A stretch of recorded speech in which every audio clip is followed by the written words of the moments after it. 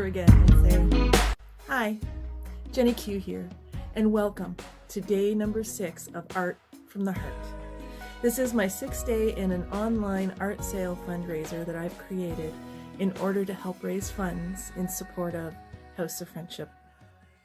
It has been an amazing beginning, guys, a beginning 5-6 days. It's been amazing because of all the comments I've been getting back. It's been amazing because of the posters that have sold, and it's amazing for the money that has already been raised. And we're just halfway through. So I am so grateful and appreciative for that. If this is your first time hearing about Art from the Heart, or the first time you're watching any of the videos, it's really very simple and straightforward. I can break it down into 3 very simple things. 1, it's to help raise money for the addiction treatment services and shelter programs at House of Friendship for folks who struggle with addiction challenges. 2, it was inspired by a friend of mine who passed away from an overdose last month just before Christmas. So it's very personal and very real to me, as it is with a lot of people, I'm sure. And number 3, it's also a lot of fun. Being able to share my art and to meet people and talk to people and get the discussion going about how important things are, especially shelter care, which is one project I'm very excited and happy to it's the wrong word, educate people about and share. So what I've been doing is I've been sharing stories from House of Friendship, from their clients and from their staff. And I've been sharing a print each day on, one of the 10 prints. So there's 10 prints that are for sale. Every print that is sold, a portion of that sale will be going towards the donations. So our goal is $2,000. And as you guys know, I like to keep things short. So let's just hop right onto it. I just want to do something here. I've been having technical stuff going on. Let me just do that. Yay! Okay, hopefully my phone doesn't fall over. It's just been one of those days. And we're going to start with a story. And we're going to start with a story with a man. His name is Roy. And here is Roy. There he is. It says, "Thank God for you." And so this is, it's quite a moving story. And the great thing about today's story is Roy has actually done a video for House of Friendship. It's in the links. Go, and I think it's like a 2-minute video. If you want to hear him tell the story I'm about to tell you in his own words, you can, after you're done listening to me, of course. You can go and listen to it. It's there, as well as a couple of links on shelter care, and then a link just right to House of Friendship. Okay, so here we go. I'm going to start with the story, and then I'll share the print, and then we'll wrap up. Easy peasy, right? Okay, here we go. So here's the story. Thank God for you. I didn't think it would ever come to this. I was sitting in the dark on the curb outside House of Friendship's shelter. It was a cold fall night, and I was waiting for a bed. I had nowhere else to go. I was tired, and I was scared, and I had one thought running through my mind. What's going to happen to me? My life hadn't always been like this. I used to work for an international company. I traveled around the world. I was married. I had a life that was more than just surviving. My name is Roy. In my 30s, I came to Canada for a better life, and I found it. I worked at a factory. Before long, I was working hard and making money. I soon married and had a daughter. I did what I could to support my family, but I fell into bad habits. I had to travel a lot, and I was drinking more than I should, and it created a strain on my marriage. It ended, and I lost custody of my daughter. It was the worst time of my life. I turned to the bottle more than ever before. I didn't care anymore. I had lost the people most important to me, so why bother? If it hadn't been for your support, I don't know what would have happened to me. I probably would have ended up under a bridge somewhere, freezing to death. I moved to Kitchener and found full-time work. I was making ends meet, but there was little left over at the end of the month. And then I got sick. I had a terrible pain, and so I went to the doctor. My prostate was enlarged, and my doctor said I couldn't do a physical job anymore. So I no longer had a job. I had to go through tests, and I learned it was cancer.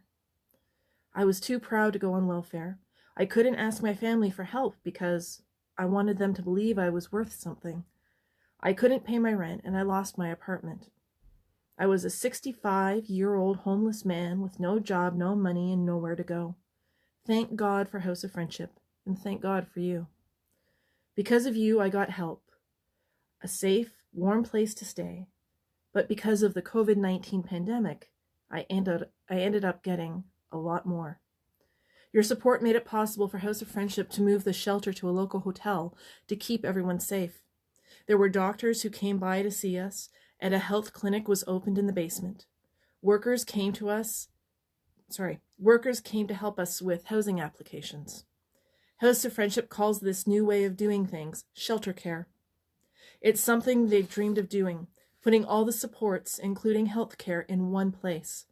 They originally thought they'd have to wait 3 or more years before they could make it happen. Instead, because of COVID and your generosity, they were able to do it right away, and it's been working really well. Men around me are getting healthier and able to be moving into housing faster than ever before. Shelter care is working. If you can help, please consider a gift today to help. House of Friendship, keep doing... I get so into the stories, let me try that again. If you can help, please consider a gift today to help House of Friendship keep doing shelter like this. You will help men like me. Thank you for caring, Roy. So these are in his own words. And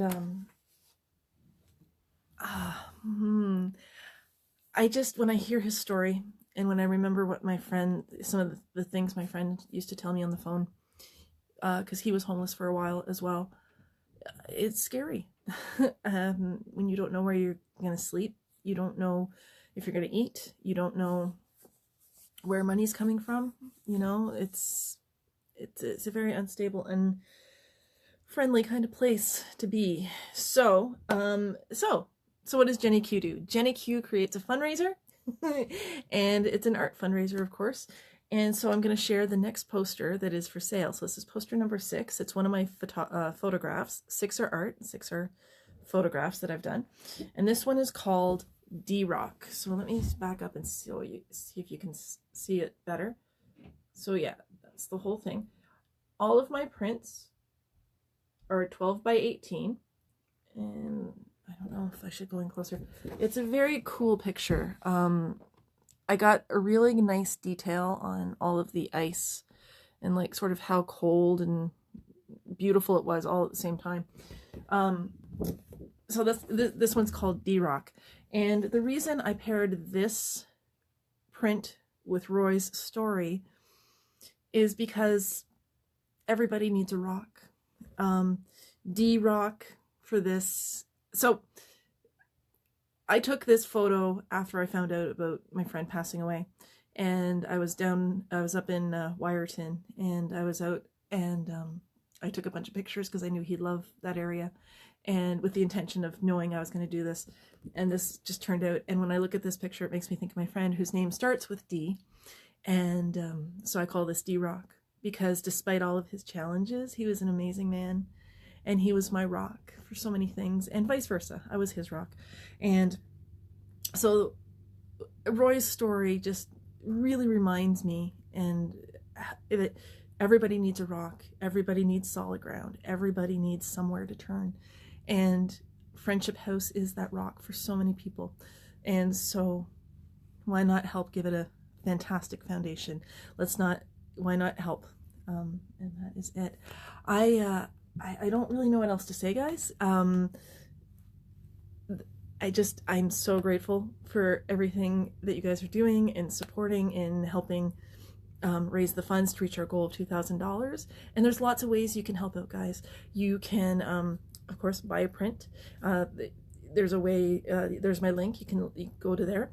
You can do a direct donation. I've created a Canada Helps page. And on that page, if you click on it, it'll tell you the links over there.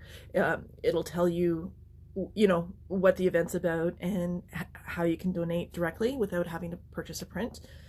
And then there's other information.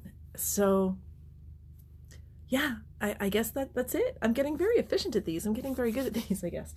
So thank you again.